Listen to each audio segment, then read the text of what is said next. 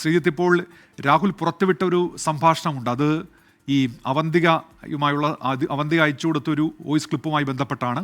അതിൻ്റെ സാഹചര്യം ഇപ്പോൾ അവന്തിക തന്നെ വിശദീകരിക്കുന്നു. അതായത് ഈ രാഹുൽ തീർക്കാൻ ശ്രമിച്ച ഒരു പ്രതിരോധമുണ്ട്, അതിനെ ആ നിലയ്ക്ക് തന്നെ തള്ളുകയും ചെയ്യുന്നുണ്ട് അവന്തിക. ശ്രീജിത്ത്, ഇപ്പോൾ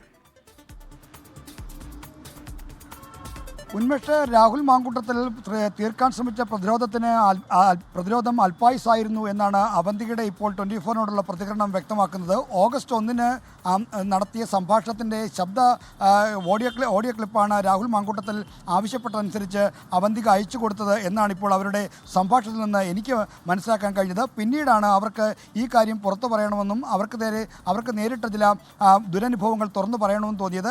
അതിനുശേഷം രാഹുൽ മാങ്കൂട്ടത്തിൽ അവരെ ഈ വാർത്താസമ്മേളനത്തിന് മുമ്പ്, അതായത് അവന്തിക നടത്തുന്ന വാർത്താസമ്മേളനത്തിന് മുമ്പ് അവരെ ബന്ധപ്പെടാൻ ശ്രമിച്ചെങ്കിലും അവർ ഫോണിൽ റെസ്പോണ്ട് ചെയ്തിരുന്നില്ല എന്നുകൂടി അവർ പറയുന്നുണ്ട്. അപ്പോൾ രാഹുൽ മാങ്കൂട്ടത്തിൽ അവന്തിക വിഷയവുമായി ബന്ധപ്പെട്ട് ഉയർത്തിയ, അവന്തികയുടെ വെളിപ്പെടുത്തലുമായി ബന്ധപ്പെട്ട് ഉയർത്തിയ പ്രതിരോധവും തീർന്നിരിക്കുന്നു. ഇപ്പോൾ ഹൈക്കമാൻഡിൻ്റെ പ്രതികരണമായി KC വേണുഗോപാൽ നടത്തിയിരിക്കുന്ന പ്രതികരണത്തിലൂടെ രാഹുലിൻ്റെ ഭാവി എന്താണെന്ന കാര്യം ഏറെക്കുറെ ഉറപ്പിക്കാവുന്ന സ്ഥിതിയാണ്. രാഹുൽ മാങ്കൂട്ടത്തിലെ രാജി അനിവാര്യമായിരിക്കുന്നു. അത് KPCCയുടെ ഔദ്യോഗിക നിർദ്ദേശം ഹൈക്കമാൻഡിൽ മുന്നിൽ വന്നാൽ അവർ തീരുമാനമെടുക്കുമെന്ന് ഭംഗ്യന്തരേണ പരോക്ഷമായി പറയുകയാണ് ഇപ്പോൾ KC വേണുഗോപാൽ തൻ്റെ പ്രതികരണത്തിലൂടെ ചെയ്തിരിക്കുന്നത്.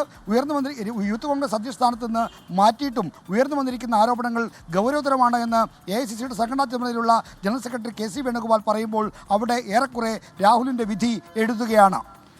അപ്പോഴും ഈ ഉചിതമായ ഒരു സമയമെന്ന് KPCC പറയുന്നുണ്ടല്ലോ, അതെന്തിനു വേണ്ടിയുള്ള കാത്തിരിപ്പെന്നാണ് കരുതേണ്ടത് ശ്രീജിത്ത്? കാരണം ഇപ്പോൾ KC വേണുഗോപാൽ പറയുന്നത് ഗൗരവത്തോടെ കാണുന്നുണ്ട്, ആശയവിനിമയം നടക്കുന്നുണ്ട് എന്നുള്ളതാണ്. അപ്പോൾ ഏതൊക്കെ കാര്യങ്ങളിൽ ഇപ്പോൾ പരിശോധന നടക്കുന്നു എന്ന് വേണം കരുതാൻ ശ്രീജിത്ത്? ഉന്മേഷ്, ഉപതെരഞ്ഞെടുപ്പ് ഉണ്ടാകുമോ എന്ന കാര്യത്തിൽ നിയമവിദഗ്ധരുമായുള്ള കൂടിയാലോചനകൾ KPCC നേതൃത്വം നടത്തുന്നുണ്ടായിരുന്നു. അത്തരം നിയമോപദേശം കൂടി പരിഗണിച്ച് രാഹുൽ മാങ്കൂട്ടത്തിന് പറയാനുള്ളത് കേട്ട് എന്നിങ്ങനെയുള്ള വിവിധ വാദഗതികൾ KPCC നേതൃത്വത്തിന് മുന്നിലുണ്ട്. KPCCയുടെ വർക്കിംഗ് പ്രസിഡന്റുമാരിൽ ഒരാളായി ഷാഫി പറമ്പിൽ തന്നെ രാഹുൽ മാങ്കൂട്ടത്തിൻ്റെ രാജിവെക്കണമെന്ന ആവശ്യത്തെ പ്രതിരോധിക്കാൻ മുൻനിരയിലുണ്ട്. അപ്പോൾ അവരെ കൂടിയെല്ലാം വിശ്വാസത്തിലെടുത്തുകൊണ്ടുള്ള ഒരു തീരുമാനത്തിലേക്ക് KPCC നേതൃത്വം എത്തിച്ചേരുകയും അത് കേരളത്തിന് ചുമതലയുള്ള ജനറൽ സെക്രട്ടറി ദീപാദാസ് മുൻഷിയെ അറിയിക്കുകയും അവർ അത് ഹൈക്കമാൻഡിന് കൈമാറുകയും ചെയ്യുമ്പോഴാണ് ഔപചാരികമായ നടപടിക്രമങ്ങൾ പൂർത്തിയാക്കാൻ പോകുന്നത്. ആ നടപടിക്രമത്തിനുള്ള കാലതാമസമാണ് ഇപ്പോൾ സംഭവിക്കുന്നത് എന്ന് വേണം മനസ്സിലാക്കുന്നു. നിയമോപദേശമടക്കമുള്ള കാര്യങ്ങൾ അവർക്ക് ലഭിക്കാൻ വലിയ താമസമുണ്ടാകില്ല. എങ്കിൽ പോലും എന്തുകൊണ്ടാണ് താമസം വന്നത് വ്യക്തമാക്കേണ്ടത് KPCCയുടെ അധ്യക്ഷൻ സണ്ണി ജോസഫ് തന്നെയാണ്.